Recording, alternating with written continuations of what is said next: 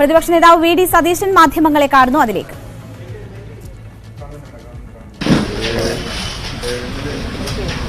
പ്രതിപക്ഷ നേതാവിനെ കണ്ടല്ലോ അല്ലേ?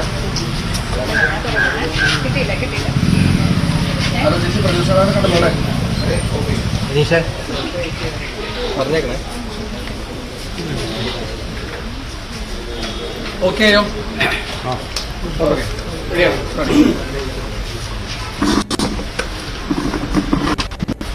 മുഖ്യമന്ത്രിയുടെ ദുരിതാശ്വാസ ഫണ്ട് ദുരുപയോഗം ചെയ്തതുമായി ബന്ധപ്പെട്ട കേസിൽ ലോകായുക്ത പുറപ്പെടുവിച്ചിരിക്കുന്നത് വിചിത്രമായ ഒരു വിധിയാണ്.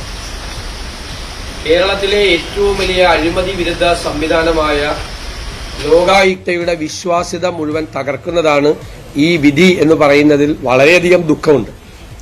ഒന്നാമത്തെ കാര്യം, ഇതിന്റെ മുഴുവൻ വാദങ്ങളും കഴിഞ്ഞിട്ട് 1 കൊല്ലം കഴിഞ്ഞതിന് ശേഷമാണ് ഈ വിധി വരുന്നത്. എന്തായിരുന്നു ഈ 1 കൊല്ലത്തെ കാലതാമസം എന്ന് ഇതുവരെ വ്യക്തമാക്കപ്പെട്ടിട്ടില്ല. ഇതിലെ പരാതിക്കാരൻ ഹൈക്കോടതിയെ സമീപിച്ച് ഹൈക്കോടതി വീണ്ടും അദ്ദേഹത്തോട് ലോകായുക്തയെ സമീപിക്കാൻ ആവശ്യപ്പെട്ടില്ലായിരുന്നെങ്കിൽ ഇപ്പോഴും ഈ വിധി വരില്ല. ഒരു കാലത്തും പുറത്തു വരാത്തൊരു വിധിയായി ഇത് മാറിയല്ല. വിധി വന്നപ്പോൾ നമ്മളെ അത്ഭുതപ്പെടുത്തുന്നത് എന്താണ്? അവരുടെ രണ്ടുപേരുടെയും ഭിന്നാഭിപ്രായം. ഭിന്നാഭിപ്രായത്തിൽ ഒരു പ്രധാനപ്പെട്ട കാര്യം പറയുന്നത് ഈ കേസ് നിലനിൽക്കുമോ എന്നതാണ് ഫുൾ ബെഞ്ചിന് വിടണമെന്ന് പറയുന്നത്. അതായത് മെയിൻറ്റൈനബിലിറ്റിയാണ്. ഈ കേസ് നിലനിൽക്കുമോ, അതിന്റെ ജൂറിസ്ഡിക്ഷൻ ഉണ്ടോ, അല്ലെങ്കിൽ ഈ കേസ് കൊടുക്കാൻ പറ്റാവുന്ന ഒരു കേസാണോ, നിലനിൽക്കുന്നത് കേസാണോ എന്നുള്ളതാണ്. അത് ഇപ്പോഴെന്തിനാണ് ഫുൾ ബെഞ്ചിന് വിടുന്നത്? 2019 തന്നെ ഈ ഒരു അഭിപ്രായം വന്നപ്പോൾ അന്ന് ജസ്റ്റിസ് പയസ് കുര്യാക്കോസ് ലോകായുക്തയായിരുന്ന സമയത്ത് അത് ഫുൾ ബെഞ്ചിലേക്ക് വിട്ട് അന്നത്തെ ലോകായുക്തയും 2 ഉപലോകായുക്തമാരും ഒരുമിച്ചിരുന്ന ഫുൾ ബെഞ്ച് ഇത് മെയിൻറ്റൈനബിൾ ആണ്, ഇത് നിലനിൽക്കുന്ന കേസാണ്, അതുകൊണ്ട് മെറിറ്റിലേക്ക് പോകണം എന്ന് തീരുമാനമെടുത്തതാണ്.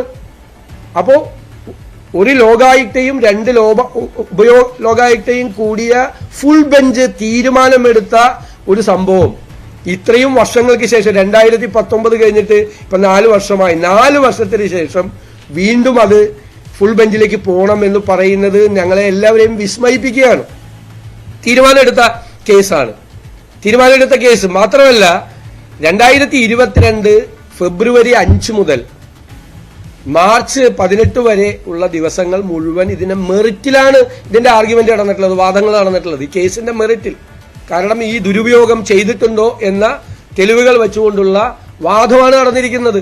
അല്ലാതെ അവിടെ ഇത് നിലനിൽക്കുമോ ഇല്ലയോ എന്നുള്ള ഒരു വാദം 2022 ഈ ലോകായുക്തയുടെ മുമ്പിൽ നടന്നിട്ടില്ല. അത് നേരത്തെ നടന്നതാണ്. 3 ദിവസത്തെ വാദം നടന്നതാണ്. ആ 3 ദിവസത്തിന്റെ വാദത്തിന്റെ ശേഷം ഫുൾ ബെഞ്ച് തീരുമാനമെടുത്താണ് ഇത് നിലനിൽക്കുന്നത്. എന്നിട്ട് ആണ് 3 വർഷം കഴിഞ്ഞതിന് ശേഷം 2022 ഫെബ്രുവരി 5 മുതൽ മാർച്ച് 18 വരെ മെറിറ്റിൽ ഇതിന്റെ വാദം മുഴുവൻ നടന്നു. എന്നിട്ട് റിസർവ് ചെയ്തു ജഡ്ജ്മെന്റ്. എന്നിട്ട് 1 കൊല്ലം കഴിഞ്ഞിട്ട് ഇതിന്റെ ജഡ്ജ്മെന്റ് വരിക. ഇത് യഥാർത്ഥത്തിൽ ലോകായുക്തയെ ഭീഷണിപ്പെടുത്തി നേടിയ ഒരു വിധിയാണ് എന്നാണ് എനിക്ക് പറയാൻ ആഗ്രഹിക്കുന്നത്.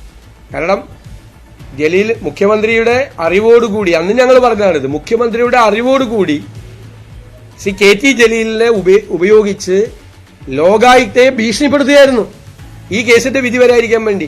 ഈ കേസിന്റെ വിധിയെ പേടിച്ചിട്ടാണ് ലോകായുക്തയിൽ ഭേദഗതി ബില്ലുമായിട്ട് മുഖ്യമന്ത്രി നിയമസഭയിൽ വന്നത്. അത് ഗവർണർ ഒപ്പുവെച്ചിട്ടില്ല. അപ്പൊ ഈ വിധിയെക്കുറിച്ച് എനിക്ക് തോന്നുന്നത്, ഈ വിധിക്ക് 2 ലക്ഷ്യങ്ങളുണ്ട് ഇപ്പോഴത്തെ വിധിക്ക്. ഒന്നിൽ ഇത് അനന്തമായി നീണ്ടുപോവുക, ശ്രീ പിണറായി വിജയൻ മുഖ്യമന്ത്രി അല്ലാതാകുന്ന ദിവസം വരെ ഇത് നീണ്ടുപോവുക. 1. 2, അതിനിടയിൽ, കാരണം ഗവർണറുമായിട്ട് ഏത് സമയത്ത് സെറ്റിൽമെന്റ് ഉണ്ടാവാം, ഗവർണർ ലോകായുക്ത ബില്ലിൽ ഒപ്പുവയ്ക്കുക. അപ്പൊ പിന്നെ എന്ത് വിധി വന്നാലും പേടിക്കേണ്ട ആവശ്യമില്ല.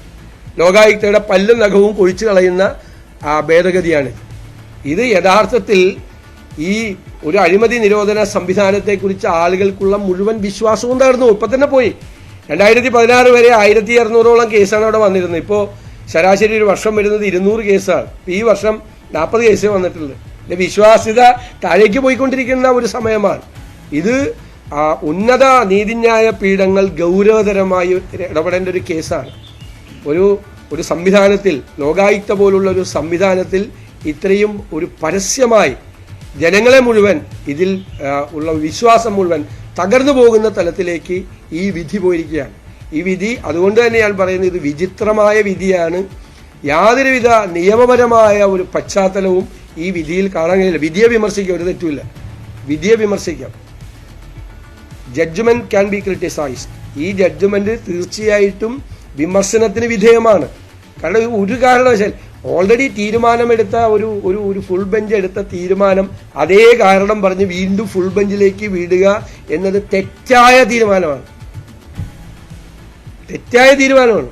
അത് നിയമപരമായി നിലനിൽക്കുന്ന ഒരു തീരുമാനമല്ല. ഇത് സഹായിക്കുന്നതിന് വേണ്ടി എടുത്ത തീരുമാനമാണ് യഥാർത്ഥത്തിൽ. ഞാൻ പറഞ്ഞല്ലോ, ഒന്നുകിൽ പിണറായി വിജയൻ മുഖ്യമന്ത്രി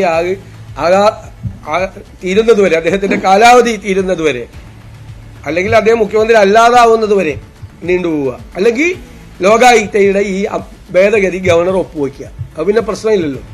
അതിനുവേണ്ടി മനഃപൂർവ്വമായി ഉണ്ടാക്കിയിരിക്കുന്ന, ഡെലിബറേറ്റ് ആയിട്ട് ഉണ്ടായിരിക്കുന്ന ഒരു സംഭവമാണ്. കാരണം ഇതിന്റെ മെയിൻറ്റൈനബിലിറ്റി ക്ലോസ് എവിടെ നിൽക്കുന്നത്? ഇനി അഥവാ രണ്ട് ജഡ്ജിമാർ തമ്മിൽ അഭിപ്രായ വ്യത്യാസമുണ്ട്, രണ്ട് ലോകായുക്തയും ഉപലോകായുക്തയും തമ്മിൽ അഭിപ്രായ വ്യത്യാസമുണ്ട്. ഒരു കൊല്ലം കാത്തിരിക്കണം എന്തിനാ? അപ്പൊ ഒരു കൊല്ലത്തെ കാര്യം എന്താകും? ഒരു കൊല്ലം ഇത് ജഡ്ജ്മെന്റ് കൊടുക്കാൻ. അവിടെ കേസുകളുടെ എണ്ണം കുറഞ്ഞുകൊണ്ടിരിക്കുകയാണ്, കൂടിക്കൊണ്ടിരിക്കുകയല്ല സ്ഥലം. ഇതുപോലെ പ്രധാനപ്പെട്ട ഒരു കേസിൽ ഒരു കൊല്ലം ഇതിന്റെ ജഡ്ജ്മെന്റ് പറയാൻ വേണ്ടി എടുത്തത് എന്തുകൊണ്ടാണ്? അതാണല്ലോ പരാതിക്കാരൻ ചോദിച്ച ചോദ്യം. പരാതിക്കാരൻ ഉന്നയിച്ച ചോദ്യം അതാണ്, ഒരു കൊല്ലം എന്തുകൊണ്ട് വൈകുന്നു എന്നുള്ള ചോദ്യമാണ്. ഇത് കേരളത്തിൽ അത് തന്നെ ഞാൻ പറഞ്ഞത്, അതാണല്ലോ പറഞ്ഞത്. ഇതിനു മുമ്പ് ഒരു ഹൈക്കോടതിയുടെ ഒരു ഡിവിഷൻ ബെഞ്ച് ഒരു തീരുമാനം എടുത്തു കഴിഞ്ഞിട്ട് അതേ മാറ്റർ വേറൊരു സിംഗിൾ ബെഞ്ചിന്റെ അടുത്തേക്ക് വന്നു കഴിയുമ്പോൾ സിംഗിൾ ബെഞ്ച് അതേ വിഷയം വേറൊരു ഡിവിഷൻ ബെഞ്ചിലേക്ക് വിടുമോ? ചെയ്യില്ല ഒരിക്കലും. ലോകായുക്തയുടെ ഫുൾ ബെഞ്ച് വാദം കേട്ടെടുത്ത തീരുമാനമാണ് ഇത്. മെയിൻറ്റെയിനബിൾ ആണ് എടുത്ത തീരുമാനം. ഫുൾ ബെഞ്ച്, രണ്ടുപേരുമല്ല, ഫുൾ ബെഞ്ച്. അതിനെ തുടർന്നാണ്, അതിന്റെ കണ്ടിന്യൂവേഷൻ ആണ് കേസ് മെറിറ്റിൽ വാദം നടക്കുന്നത്, കേസിന്റെ മെറിറ്റിലേക്ക് പോകുന്നത്. മറ്റത് മെറിറ്റിലേക്ക് കടക്കാതെയാണ് ഇത് മെയിൻറ്റെയിനബിൾ ആണോ, നിലനിൽക്കുന്നതാണോ എന്നുള്ളതിന്റെ വാദം ആദ്യമാണ്, പ്രാഥമിക വാദമാണ്. എന്നിട്ടേ മെറിറ്റിലേക്ക് പോവുള്ളൂ. ആ വാദത്തിൽ തീരുമാനമെടുത്ത് ഇത് മെയിൻറ്റെയിനബിൾ ആണ്, ഇത് നിലനിൽക്കുന്നതാണ് എന്ന് തീരുമാനം എടുത്തപ്പോഴേക്കും പുതിയ ഇത് വന്നു. പുതിയ ഇത് ഈ ഫെബ്രുവരി 5 മുതൽ മാർച്ച് 18 വരെയുള്ളത് ഈ മെയിൻറ്റെയിനബിലിറ്റിയെ കുറിച്ചല്ല വാദം, കംപ്ലീറ്റ് മെറിറ്റിലാണ് ഇത്രയും ദിവസം വാദം നടന്നത്. അതെല്ലാം കഴിഞ്ഞിട്ട് ഒരു കൊല്ലവും കഴിഞ്ഞ് ജഡ്ജ്മെന്റും വന്നിട്ട് അതിൽ മെയിൻറ്റെയിനബിലിറ്റിയെ കുറിച്ച് വീണ്ടും പോവാൻ. വിചിത്രമായ കാര്യമാണ്.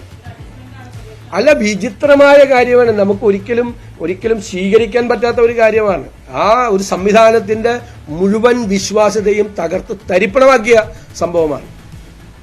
ഇപ്പോഴാണ് ജലീല് ഭീഷണിപ്പെടുത്തിയതിന്റെ, ആക്ഷേപിച്ചതിന്റെയൊക്കെ കാര്യം, റിസൾട്ട് ഇപ്പോഴാണ് വരുന്നത്.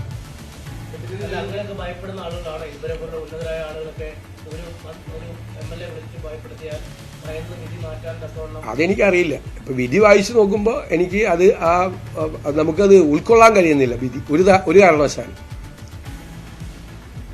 ഒരു വർഷത്തെ ഈ താമസവും കാലതാമസം, എന്താണ് അതിന്റെ റീസൺ, എന്താണ് അതിന്റെ കാരണം? പരാതിക്കാരൻ ചോദിച്ചിരിക്കുന്നതല്ലേ ഒരു വർഷത്തെ ഈ കാലതാമസം, വിധി പറയാൻ. തീർച്ചയായിട്ടും ഉറപ്പായിട്ട് പോകും. മറ്റൊരു വിഷയം, ഇന്നലെ വൈക്കത്ത് ഒരു വലിയ ആരോപണമായി കേരളത്തിൽ തന്നെ കണ്ടെത്തി. അദ്ദേഹത്തിന് അതൃപ്തിയുണ്ട്, നേതാക്കളെ പരിഗണിച്ചില്ല. അതുപോലെ ഇന്നിപ്പോൾ അദ്ദേഹം പറഞ്ഞിരിക്കുന്നത് സ്വരം നന്നാവുമ്പോൾ പാട്ട് നിർത്താം എന്നുള്ള തരത്തിലൊക്കെയാണ് പറഞ്ഞത്. എന്താണ് പറയാനുള്ളത്? അങ്ങനെ ഒരു ജനസഞ്ചയത്തിന്റെ കുറവൊക്കെ അവിടെ ഉണ്ട്. ജനസഞ്ചയത്തിന് ആളുകളുടെ എണ്ണത്തിലൊക്കെ വലിയ കുറവുണ്ടെന്നൊക്കെയാണ് ആര് പറഞ്ഞത്? അത്തരത്തിലുള്ള ആക്ഷേപമൊക്കെ അവിടെ ഒരു ആളുകളുടെ ആക്ഷേപം. അവിടെ 25,000-ലധികം ആളുകൾ ആ പരിപാടിയിൽ പങ്കെടുത്ത്. ആരാ പറഞ്ഞത്? അല്ലല്ല, ഞാൻ ചോദിച്ചത് ഒരു പോയിന്റ്. അവിടെ ജനസഞ്ചയം കുറവായിരുന്നു എന്ന് ഒരാളും പറഞ്ഞിട്ടില്ല. അവിടെ ഞങ്ങൾക്ക് വന്ന ആളുകളെ ഉൾക്കൊള്ളാൻ പറ്റിയില്ല. കാരണം അവിടെ 17,000 കസേര ഇടാൻ പറ്റുള്ളൂ. 25,000-ലധികം ആളുകൾ അവിടെ എത്തി. അതുകൊണ്ട് നമുക്ക് അവിടെ മുഴുവൻ ആളുകളെ ഉൾക്കൊള്ളാൻ പറ്റിയില്ല എന്നുള്ളത് സത്യമാണ്. അവിടെ വന്ന മുഴുവൻ ആളുകളെ, കാരണം അത് ഇപ്പൊ ഇന്ന് സർക്കാർ കൂടി പരിപാടി നടത്തുന്ന സ്ഥലമാണത്. 17,000 കസേരയേ ഉള്ളൂ. അവിടെ 72,000 സ്ക്വയർ ഫീറ്റേ ഉള്ളൂ സ്ഥലം. അപ്പോൾ അവിടെ 17,000 കസേര മാത്രമേ ഇടാൻ പറ്റുള്ളൂ. 17,000 കസേര ഇട്ടിട്ട് അത് നിറഞ്ഞു കവിഞ്ഞ് പിന്നെ ഒരു 10,000-ഓളം ആളുകൾ വന്നപ്പോൾ അവരെ ഞങ്ങൾക്ക് അക്കോമഡേറ്റ് ചെയ്യാൻ പറ്റിയില്ല എന്നുള്ള കാര്യം സത്യമാണ്. അല്ല, അതൊക്കെ സംഘടനാപരമായ കാര്യങ്ങളാണ്. KPCC പ്രസിഡന്റ് മറുപടി പറയും, ഞാൻ അതിലൊന്നും പറയും. ഞാൻ നോ കമന്റ്സ്. കോൺഗ്രസിനെ ഇങ്ങനെ ശക്തിപ്പെടുത്താൻ വേണ്ടി ഇന്നലെ വലിയ പരിപാടി, കോൺഗ്രസിന്റെ പ്രസിഡന്റ് പങ്കെടുത്ത ഒരു പരിപാടി, കോൺഗ്രസ് പ്രസിഡന്റ് ആദ്യമായി കേരളത്തിൽ വന്ന ഒരു പരിപാടി, വലിയ പരിപാടിയായിരുന്നു. വൈക്കം സത്യാഗ്രഹത്തിന്റെ ആ പഴയ ആവേശം മുഴുവൻ തുടിച്ചു നിൽക്കുന്ന ഒരു പരിപാടിയായിരുന്നു. എല്ലാവരും കോൺഗ്രസിലെ ഉമ്മൻചാണ്ടി സാറിന് മാത്രമാണ് വരാൻ വയ്യായിരുന്നത്. പ്രവർത്തകരും എല്ലാ സ്ഥലത്തു നിന്നുള്ള പ്രവർത്തകരും. പ്രതിപക്ഷ നേതാവ് വി ഡി സതീശൻ മാധ്യമങ്ങളെ കാണുകയായിരുന്നു. ലോകായുക്ത നടപടിയിൽ അദ്ദേഹത്തിന്റെ നിലപാട് വ്യക്തമാക്കുകയായിരുന്നു. ലോകായുക്തയുടേത് വിധി വിചിത്രമാണ്, വിശ്വാസ്യത തകർക്കുന്ന വിധിയാണ്, ഭീഷണിപ്പെടുത്തിയ നേടിയ വിധിയാണ്. 1 വർഷത്തെ കാലതാമസം എന്തിനായിരുന്നു? കേസ് നിലനിൽക്കുമോ എന്നത് ഫുൾ ബെഞ്ചിന് വിടേണ്ട ആവശ്യമില്ല, ഇക്കാര്യത്തിൽ നേരത്തെ തീരുമാനമായത് തുടങ്ങിയ കാര്യങ്ങളാണ് പ്രതിപക്ഷ നേതാവ് പറയുന്നത്. എന്തായാലും വിചിത്രമായ വിധിയാണ് എന്ന നിലയ്ക്കാണ് പ്രതിപക്ഷ നേതാവിന്റെ ഈ വിഷയത്തിലെ പ്രതികരണം വരുന്നത്. നമുക്ക് തിരിച്ചെത്താം.